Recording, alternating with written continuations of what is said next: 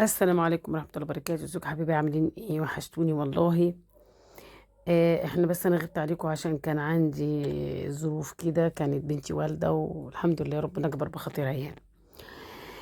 دي ايه دي بقى؟ دي ممكن نقول عليها تورتايه تورتة الكنافة بالمانجا، نقول عليها كنافة بالمانجا. هي كنافة بالمانجا بس عملناها على هيئة تورتة رقيق، سهلة وبسيطة خالص وفي منتهى الجمال. اول طبعا قبل اي حاجة هنعمل السكر، كوباية سكر، كوباية مية، وهنقيمهم على النار، وفص ليمون. يعني حوالي هتغلي حوالي من 7 ل8 دقايق واقفلي عليها. دي كوباية بس واحدة يا نونة، انت عملتي كوباية سكر واحدة؟ ايوه، عشان انا هعمل، ما مش بسكر عشان في لسه هنحط كريم شانتيه.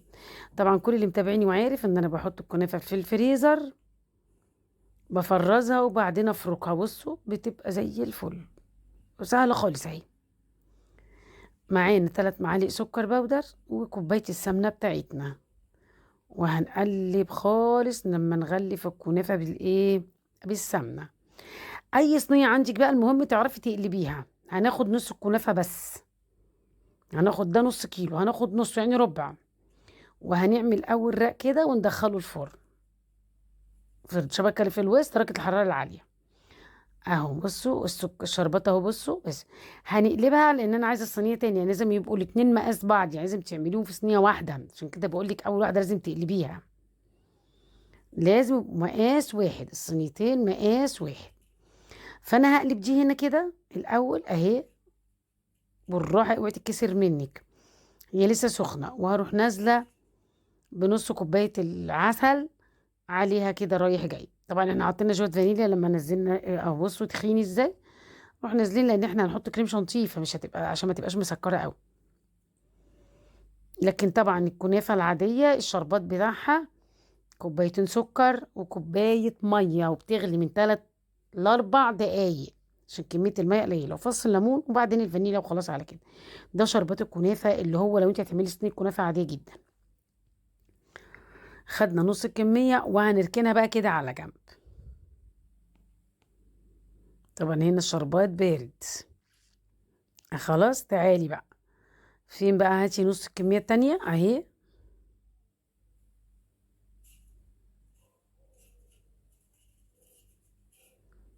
هنحط بقى الصينيه دي بتتفتح وتقفل، انما انت اي صينيه اعملي فيها، اي صينيه.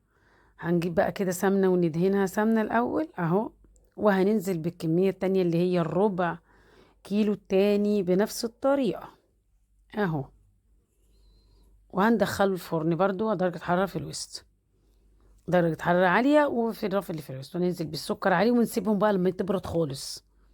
احنا بقى عندنا دي مانجا، كيس مانجا مهروس وكيس مانجا مقطع، والكريم شانتيه عادي بقى، بتعملي كوبايه كريم شانتيه وعليها نص كوبايه ميه متلجه وبت ايه، وبتضربيهم. ده كريم شانتيه عادي جدا اهو. هنحط بقى كده الكريمه، بسم الله الرحمن الرحيم اهو.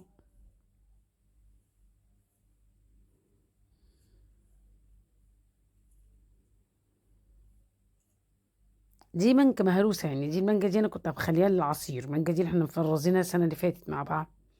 خلاص قربت اشطبها، بصوا مهروسه حتت مهروسه كده. هنزل بيها مفيهاش ميه، دي مانجا صو خام اهو، كنت عاملاها للعصير. هنزل بقى كده اعمل راق مانجا. لو عندك مانجا قطع تكفي مش، عشان دي كانت اخر المانجا القطع اللي عندي، اخر علبه بقى خلاص بقى، يعني كده كويس قوي، انا طول رمضان شغاله منها يعني. حته قشره. هبصوا الرق التاني هننزل بيها في لان هم مقاس واحد، صينيه واحده.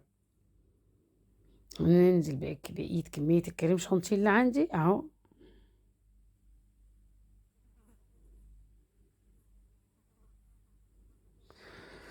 بسباتيلو بمعلقه، المهم توزعيها تبقى كلها قد بعضها.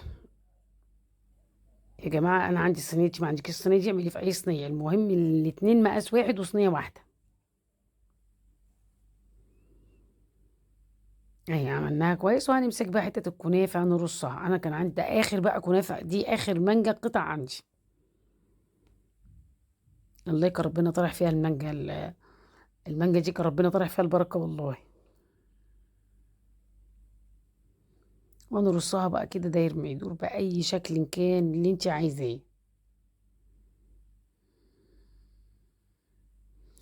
بيقولوا الكنافة دي الصينية دي، بيقولوا الصينية دي أنا والله ما اشتريهاش من بره عشان ما بقاش حرام عليا، بس أنا سمعت بيقولوا إن هي وصلت 600 جنيه و500 جنيه، وإيه الكلام يا جماعة، على حسب بقى إيه المحل الحلواني والمنطقة بتاعته يعني.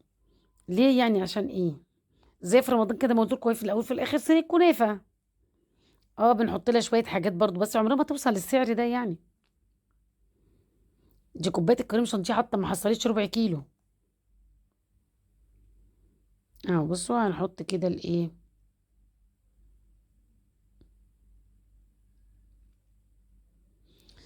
كده بقى بعد ما نخلص ونحط المانجا بتاعتنا هندخلها بقى التلاجة تسقع شوية وتجمد حبة عشان نقطعها. طبعا الصينية دي يعني مش هخبي عليكم ما باتتش، يعني الصينية دي ما باتتش، ما استنيتش بصراحة.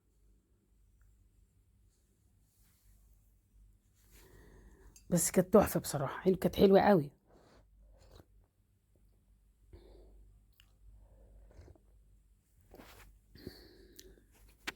انا بقى لقيت كده عندي قطع المانجا اللي هي المانجا المهروسة، قلت اما ما املى وشها مانجا بقى.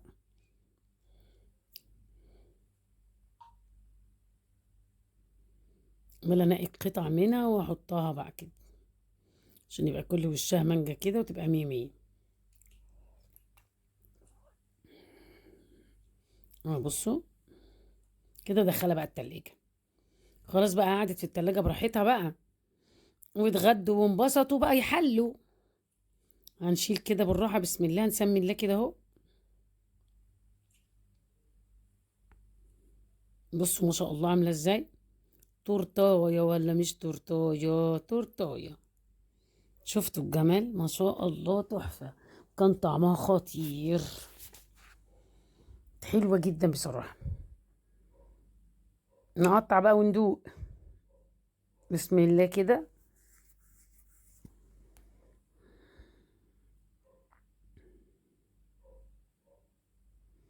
نسمي الله بسم الله كده بالراحة كده خالص. بصوا انا قطعت الحتة دي ودقت قدام الكاميرا، بعد كده ما شفتهاش. انا اللي مقطعاها برضو ليهم بس خلاص، ما شاء الله الف انا شايفه عليهم يعني. عندي كلهم بيعشقوا الحلويات، ولادي واحفادي بيعشقوا الحلويات والله. بصوا بسم الله الرحمن الرحيم اهي. هي كده تقع من ايدي بس انا لحقتها. بسم الله ما شاء الله. بصوا بقى اهي، سوريين وجميله ازاي، حلوه جربوها تعجبكم جدا والله. بصوا طعم المانجا من جوه ومن بره مخلي طعمها فظيع بجد والله. على فكره ممكن تعمليها بالموز، مش لازم بالمانجا يا جماعه. يعني انت ممكن تعملي نفس الفكره دي، تحطي موز رقات موز من جوه ورقات موز من فوق. ممكن بنفس الفكره دي تعملي فراوله من جوه ومن بره. ممكن بنفس الفكره دي اي فواكه من فواكه السوق اللي هي فواكه الصيف جميله وكتير. يعني مش شرط مانجا، المانجا ما كتبتش على اسم الكنافه بصراحه. يعني مش عايزين نعقد نفسنا، يعني الكنافه ما كتبتش على اسمها مانجا. اي فاكهه موجوده عندك في السوق، فواكه كتير ما شاء الله وتحفه. اوعي تنسي تحطي لي لايك، ولو انت مش مشتركه في القناه اشتركي وفعلي زر الجرس عشان يوصلك كل جديد من اختراعات ممنونه. بحبكم في الله، وحشني جدا جدا جدا جدا. دعواتكم لبنتي ربنا يتم نفسها على خير. السلام عليكم.